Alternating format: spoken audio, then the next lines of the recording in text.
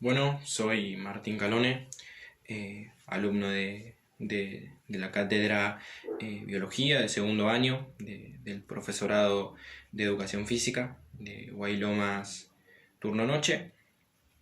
Vengo a explicar un poco qué es lo que sucede con nuestro cuerpo cuando realizamos ejercicio o realizamos alguna actividad física, ¿no? Es importante que para comenzar sepamos lo que son las adaptaciones al ejercicio. Las adaptaciones al ejercicio son las diferentes modificaciones que va teniendo nuestro cuerpo cuando realizamos alguna actividad. Estas modificaciones se la pueden llamar adaptaciones al ejercicio porque significan lo mismo. Entonces, las hay de dos tipos. Las adaptaciones agudas, que tienen que ver con adaptaciones a corto plazo, y las adaptaciones crónicas, que tienen que ver con adaptaciones a largo plazo. ¿Qué quiero decir cuando hablo de estas adaptaciones a corto y largo plazo? Bueno, por ejemplo, yo cuando inicio un deporte, una actividad o algún ejercicio físico, voy a obtener resultados físicos, físicamente me voy a sentir mejor. Si me siento mejor apenas comienzo el ejercicio, quiere decir que obtuve resultados a corto plazo, ¿no? Es decir, adaptaciones agudas. Pero ahora, si yo quiero sentirme mucho mejor, por ejemplo, quiero tener mejor resistencia, quiero mejorar mis músculos, quiero estar mejor físicamente, voy a tener que trabajar un poco más, voy a tener que dejar que transcurra un poco más el tiempo, voy a tener que ser paciente, porque esos resultados los voy a obtener a largo plazo, es decir, voy a hacer una adaptación crónica, que voy a tener, quiere decir que voy a tener que esperar un cierto periodo de tiempo más extenso que las adaptaciones agudas, ¿no? Es importante, como nosotros como educadores de la educación física, orientar a la persona para que tengan claros estas adaptaciones a corto y largo plazo, ¿no? Es importante que siempre tengamos ideas claras y le expliquemos a la persona los resultados que van a obtener en poco tiempo y en largo tiempo, ¿no? Más que nada para no generar desmotivación en la persona, que es lo que no queremos. Queremos que la persona siempre esté motivada a realizar algún ejercicio, ¿no? A realizar ejercicio. Por eso siempre tenemos que decirle que va a obtener los resultados que va a obtener a corto plazo y los resultados que va a obtener a largo plazo, ¿no?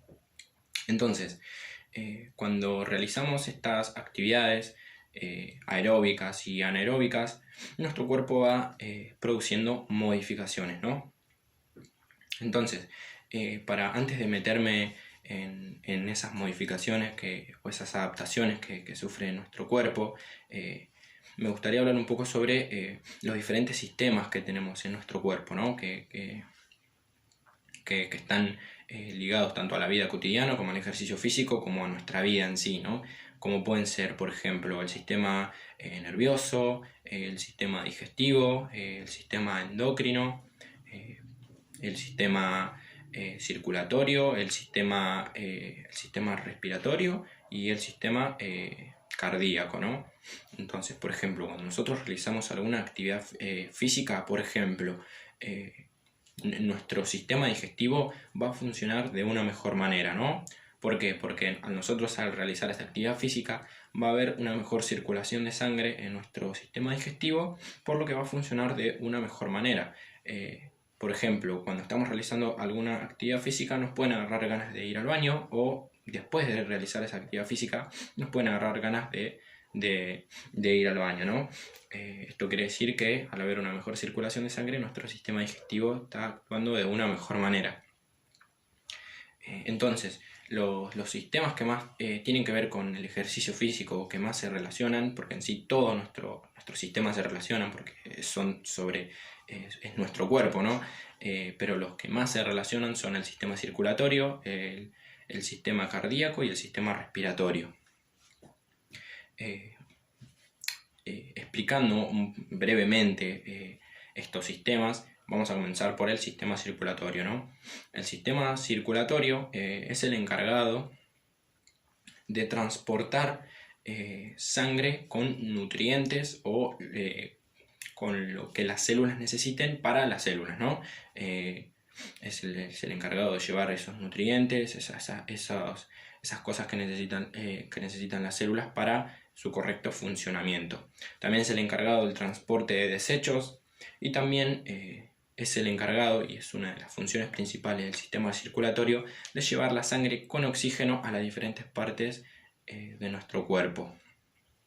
¿Cómo lo hace? Bueno, dentro de la sangre que transporta este sistema circulatorio, dentro de la sangre va a haber glóbulos rojos, ¿no? Dentro de lo que son células de la sangre. Dentro de los glóbulos rojos va a haber una proteína llamada hemoglobina, que es lo que va a tener este oxígeno, ¿no? que va a llevar el oxígeno, y esta hemoglobina necesita de hierro para su correcto funcionamiento. Entonces, ya hablamos del sistema circulatorio. Entonces, para que estos glóbulos rojos lleguen a las diferentes partes de nuestro cuerpo, va a necesitar la ayuda de nuestro sistema cardíaco, de nuestro corazón. Estos glóbulos rojos van a llegar a las diferentes partes de nuestro cuerpo, mediante los latidos del corazón, mediante las contracciones y relajaciones de nuestro corazón. La sangre va a ser bombeada y va a ser llegada a las diferentes partes de nuestro cuerpo, como por ejemplo los músculos cuando estamos realizando alguna actividad. Entonces, estas contracciones y relajaciones del corazón tienen su denominación, su nombre, ¿no? Por ejemplo, la contracción, que es donde el corazón bombea sangre, cuando el corazón se contrae, es la sístole, que es cuando el corazón bombea sangre. Y la diástole es cuando el corazón se relaja, es decir, que se expande un poquito más. Cuando ya bombeó esa sangre, el corazón se expande, quiere decir que el corazón se relajó y estamos en la diástole, cuando el corazón se relaja. En la sístole, cuando el corazón expulsa esa sangre que entra en las arterias que también salen del corazón, esa sangre expulsada por el corazón entra en la arteria y genera en la arteria cierto tipo de fuerza o cierto tipo de presión, ¿no?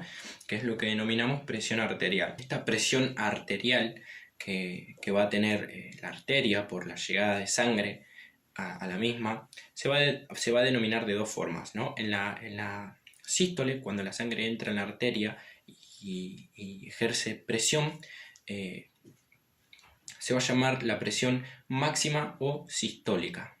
Y cuando el corazón se relaja, quiere decir que la sangre ya pasó también por la arteria también se va a relajar, y eso lo vamos a denominar la presión mínima o diastólica, ¿no? Porque cuando el corazón se relaja y la sangre retorna al corazón, retorna a través de las venas, por lo que la sangre ya pasó por la arteria y esta se va a relajar. Entonces, es importante hablar, ya hablamos sobre la presión máxima, la presión mínima, la presión arterial. Es importante hablar sobre la frecuencia cardíaca. La frecuencia cardíaca serían los latidos que realiza nuestro corazón en un minuto, ¿no? Las contracciones y relajaciones en un minuto se le va a llamar la frecuencia cardíaca. También es importante hablar del volumen sistólico. El volumen sistólico es la cantidad de sangre, el volumen de sangre, lo normal es 70 centímetros cúbicos, que va a expulsar el corazón por cada latido, ¿no? También es importante hablar sobre el gasto cardíaco. Esto es muy importante. El gasto cardíaco es la cantidad de sangre que va a echar nuestro corazón, va a expulsar nuestro corazón en un minuto. Esto se puede obtener parámetros multiplicando el volumen de sangre por cada latido por las frecuencias cardíacas, es decir, las contracciones y relajaciones en un minuto, ¿no?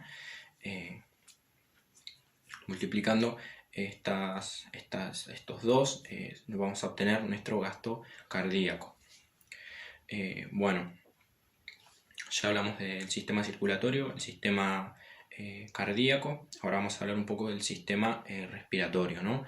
El sistema respiratorio es el encargado de realizar el intercambio gaseoso por ejemplo, de oxígeno y CO2 entre el ambiente y la sangre, ¿no? Es decir, para que los glóbulos rojos lleguen a las diferentes partes de nuestro cuerpo, con oxígeno vamos a necesitar la ayuda del sistema respiratorio.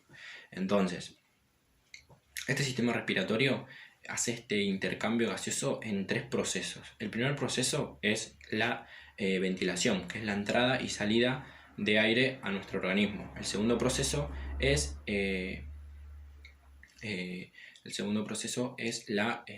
la perfusión, que es la llegada de sangre a nuestros pulmones. Y el tercer proceso es la difusión, que es el intercambio gaseoso que se produce en los alvéolos entre la sangre que llega a los pulmones y el oxígeno que también llega a los pulmones, y se realiza ese intercambio gaseoso, ¿no? Entonces, una vez hablado de estos 3 sistemas, podemos hablar sobre ciertas adaptaciones que realiza el cuerpo durante el ejercicio. La primera es que aumenta el gasto cardíaco, es decir, va a haber un aumento en la frecuencia cardíaca. Por consecuencia, no vamos a bombear la misma sangre que bombearíamos en reposo, ¿no? Nuestro volumen de sangre en cada latido no va a ser el mismo, porque la frecuencia cardíaca va a aumentar. También las personas que están adaptadas al ejercicio pueden suplir la cantidad de sangre que necesitan con menos latidos del corazón. Es decir, el corazón va a latir menos veces, pero aún así van a bombear la misma cantidad de sangre. Esto quiere decir que el corazón es más eficiente en la persona que realiza ejercicio físico, mejor conocido como corazón de atleta. El corazón va a ser mucho más eficiente, por lo que va a conseguir suplir la misma cantidad de sangre con menos latidos. También va a haber una distribución, una mejor distribución de la sangre. Por ejemplo, la sangre se va a dirigir más a los lugares donde se esté realizando ese ejercicio físico, por ejemplo en los músculos, y va a haber una reducción de sangre hacia otros lugares, ¿no? Por ejemplo, en nuestro sistema digestivo va a haber una reducción de sangre y se va a acumular más sangre en los músculos, que es donde nosotros estamos realizando el ejercicio. Después va a haber un aumento de la presión máxima, y la presión mínima se va a mantener estable o se va a aumentar un poquitito más. La presión nunca debe subir más allá de los rangos, porque si no estaríamos hablando de hipertensión de esfuerzo, ¿no? Que la presión es mucha presión por consecuencia del ejercicio. Entonces, es muy bueno que aumente la presión en nuestro cuerpo, es muy bueno, porque cuando nosotros realizamos ejercicio físico, nuestro músculo se contrae. Entonces, un músculo contraído va a dificultar un poco más el acceso de sangre al mismo. Por ejemplo, cuando nosotros realizamos ejercicio físico, nuestro músculo se va a contraer. Este músculo no va a permitir, no es que no va a permitir, va a haber como mayor dificultad en que la sangre llegue al músculo. Entonces, al aumentar la presión, cuando la presión aumenta, la sangre va a llegar de mejor manera al músculo, la sangre oxigenada va a llegar de mejor manera. Por consecuencia, el músculo va a actuar de mejor manera.